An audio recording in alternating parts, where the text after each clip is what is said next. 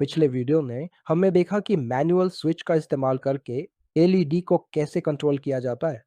लेकिन बात यह है, हम उसी ट्रांजिस्टर बेस्ड सोच को मोटर या किसी भी ज्यादा लोड पर भी इस्तेमाल कर सकते हैं। लेकिन अगर हमें हर बार हाथ से स्विच को फ्लिप करना पड़े तो ये प्रैक्टिकल नहीं है। आज से हम एक नया तरीका सीखेंगे। स्विच के बजाय हम कोड लिखेंगे और रास्पबेरी पाई पिको डब्ल्यू से वही काम करवाएंगे। ये वो पुल है जो आपको हार्डवेयर से सॉफ्टवेयर तक ले जाता है। सबसे पहले पीकोपो एक ऐसे दिमाग की जरूरत है जो पाइथन को समझता हो। यह एक फर्मवेयर है जो आपको इस लिंक पर मिलेगा। लेटेस्ट वर्जन डाउनलोड करें, लिंक डिस्क्रिप्शन में होगा। हम इसे रास्पबेरी पाई पिको में लोड करेंगे। यह माइक्रो पाइथन फर्मवेयर है।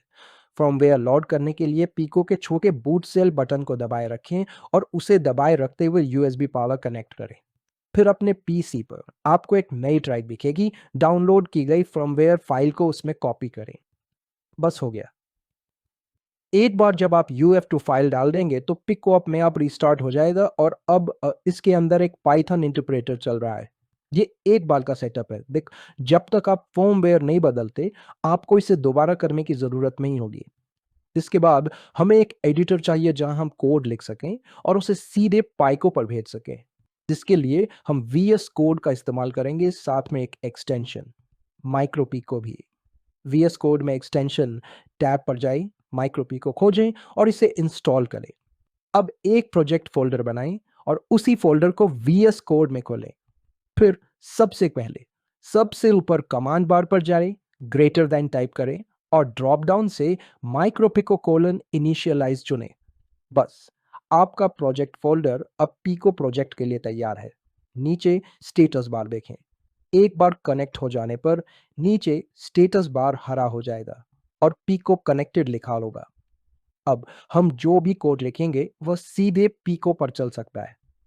इसके लिए अलग से अपलोड स्टेप की जरूरत नहीं होगी। चलिए सबसे आसान उदाहरण से शुरू करते हैं। एक नई फाइल बनाते हैं, उसका नाम main.py रखते हैं और उसमें हम वही एलईडी कोड लिखेंगे जिसे हमने पहले ट्रांजिस्टर से मैन्युअली कंट्रोल किया था। इस बार हम इसे सीधे पिको के GPIO पिन से ब्रेडबोर्ड पर रजिस्टर के जरिए कंट्रोल करेंगे। बस इतना ही कोड चाहिए।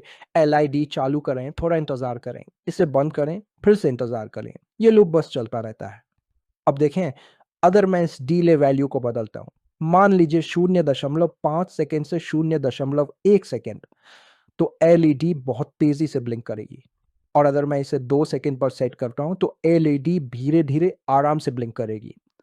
यही असली पावर है। पहले हमें स्विच को फिजिकली फ्लिप करना पड़ता था और टाइमिंग को मैन्युअली कंट्रोल करना पड़ता था। अब आप कोड में बस एक नंबर बदलते हैं और बिहेवियर तुरंत बदल जाता है। अब तक हमने सिर्फ एक एलईडी को कंट्रोल किया है जो बहुत कम करंट लेती है, इसलिए पिको का GPIO पिन इसे सीधे चला सकता है। लेकिन जैसा कि हमने पहले वीडियो में देखा, कोई मोटर या कोई भी ज्यादा करंट वाला लोड सीधे GPIO से नहीं चल सकता। ये वही ट्रांजिस्टर सर्किट है जो हमने पहले देखा था। पिको का GPIO पिन अब हमारे एलईडी कोड जैसा ही सिग्नल भेजता है, बस अब ये सीधे लोड को कंट्रोल नहीं कर रहा है, ये ट्रांजिस्टर के बेस को कंट्रोल कर रहा है। ट्रांजिस्टर बीच में होता है, ज्यादा करंट को हैंडल करता है और मोटर या किसी भी बड़े लोड को सुरक्षित रूप से चलने देता है। इसका मतलब है, हम एलईडी के लिए जो भी कोड लिखते हैं वही logic on wait off wait किसी भी मोटर, रिले या बड़े लोड के लिए भी काम करता है। आपको बस बीच में सही ट्रांजिस्टर ड्राइवर सर्किट लगाना है। यही इसकी असली ताकत है।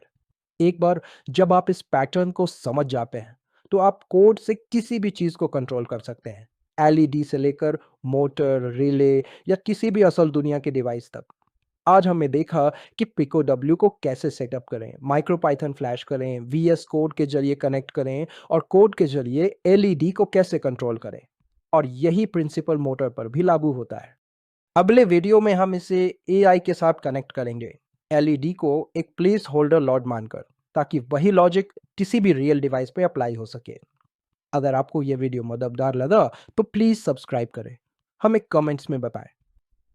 आप अपने पिको से कौन सा डिवाइस कंट्रोल करना चाहेंगे।